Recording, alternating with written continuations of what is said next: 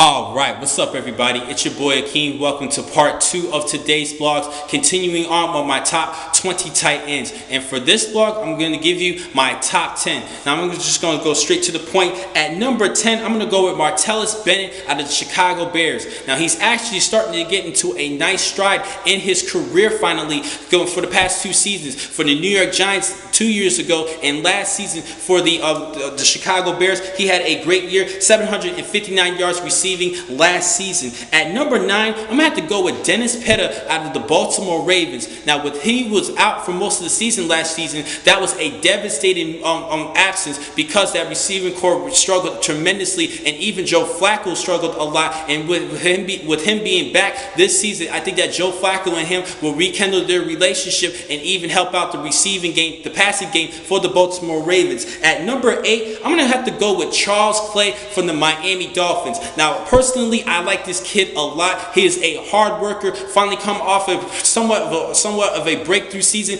last season with over 700 yards receiving, and he also had 1 rushing touchdown last season. He's a good H-back / tight end, and he can play multiple positions, and he can even block for his teammates, and I do like this kid a lot. He's definitely a great team player. He deserves to make my top 10. That's just my personal opinion. At number 7, I'm going to go with Greg Olsen out of the Carolina Panthers. Now, that Carolina Panthers second receiving core, they don't really have too many studs so far on that receiving core. Now, they do have a good veteran and Jericho Cotchery and a promising rookie and Kelvin Benjamin, but more work is going to be cut out for Greg Olsen at the tight end position, and I think that Cam Newton's definitely going to look at his direction a lot. At number 6, I'm going to go with Jason Witten from the Dallas Cowboys. Now, he finished 5th last season. He was a little bit inconsistent, but still picked up some good numbers, 851 yards receiving and 8 touchdowns, and he's 201 yards shy for breaking the 10,000 yard mark in receiving yards, and he's definitely going to be a Hall of Famer in my book. At number 5, I'm going to go with Jordan Cameron from the Cleveland Browns. Now, he shocked me a lot. He was a major sleeper at the tight end position, cracking he's actually finished 6th overall last season, and I do expect him to see him a lot this upcoming year, and I didn't expect him to perform so well last season, not just because of his ability. He's still a talented tight end, but at the quarterback position for the Cleveland Browns, they shifted a lot of quarterbacks, and then Brian Hoyer and Jordan Cameron actually had a good relationship, but they ended up picking up Johnny Manziel in the 1st round of this year's draft, and Manziel should definitely look out for Jordan Cameron and do not make Jordan Cameron mad. They need to get the ball in Cameron's hands so he can make magic happen. At number 4, I'm going to go with Vernon Davis out of the San Francisco 49ers. Now, last season, he posted up 850 yards receiving and 13 touchdowns, placing 2nd overall in points at the tight end position. But the return of Michael Crabtree, as well as with the addition of Stevie Johnson, I think his numbers will dwindle just a little bit, but he's still going to be a great target for Colin Kaepernick. At number 3, I'm going to go with Rob Gronkowski out of the New England Patriots. Now, last season, his numbers weren't too bad. 4 touchdown receptions to go along with 592 yards, but he's been dealing with a lot of durability issues, which is a major concern. Now, the reason why I have him at 3 overall is because the New England Patriots wide receiving core is not the sexiest group that you want in the receiving core. Now, Julian Edelman did have a breakthrough season last season, posting up over 1,000 yards and signing a nice contract to stay with the team. But as far as the receiving core, they don't really have any big name, sexy players. They're going to have some marquee players who's going to have to step it up this upcoming season. But Rob Gronkowski is going to have to carry most of the load as far as getting targets from Tom Brady. He definitely should look at his direction a lot. At number 2, this was the sleeper of the year at the tight end position last season, and Julius Thomas from the Denver Broncos, having 12 receptions for touchdowns last season with 788 yards.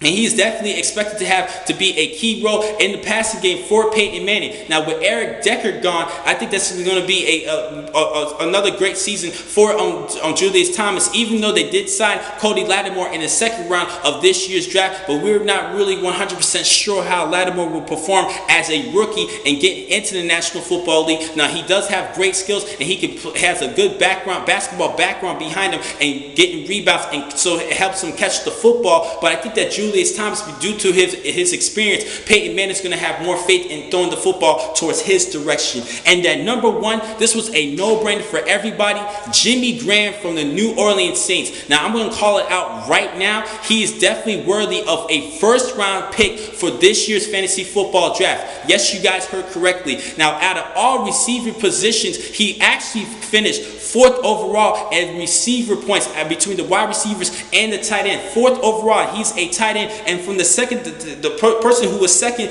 in points last season was Vernon Davis with 156 points. But Jimmy Graham had 211 points at the tight end position, according to ESPN, and that is a major eye-gouging thing about this particular player. And I think because of that huge gap, he's definitely worthy of a first-round pick even as a tight end. Now, I'm going to give you my bust and sleeper for this season. Now, my bust this year, I was in a huge debate between Martellus Bennett from the Chicago Bears, Kyle Rudolph from the Minnesota Vikings, and Charles Clay from the Miami Dolphins. But I'm going to actually go with Kyle Rudolph from the Vikings. Now, he does post up some good leaping ability, and he does have some great athletic talent, but his numbers aren't too large, and he's a good red zone threat. But as far as the yardage is not too well. As I mentioned in my previous video, 1,055 yards receiving in 3 seasons. He's going to have to do a lot better than that, and hopefully he can have a breakthrough season with quarterback Teddy Bridgewater leading the way, or whoever is at quarterback for the Vikings. Now, my sleeper of the year, a lot of people, I noticed that a lot of scouts and a lot of other rankings have Ladarius Green from the San Diego Chargers as their sleeper at the tight end position. But I have another particular player from the California area at Oakland, and Michael Rivera out of the Oakland Raiders. Now, last season he posted up 407 yards receiving and 4 touchdowns. And with Matt Schaub at the helm at quarterback, I think with him and his relationship with Owen Daniels when they were together at the Houston Texans, I think that Matt Schaub and Michael Rivera can have built a good tight end quarterback relationship. And I think that this kid is very talented, and he has good size at 6'8", 245 pounds. I think this is a decent size at the tight end position, and I think he's a good, humble player coming from the Tennessee Volunteers. A great player. I think he could be a good sleeper at the tight end position for the 2014 season.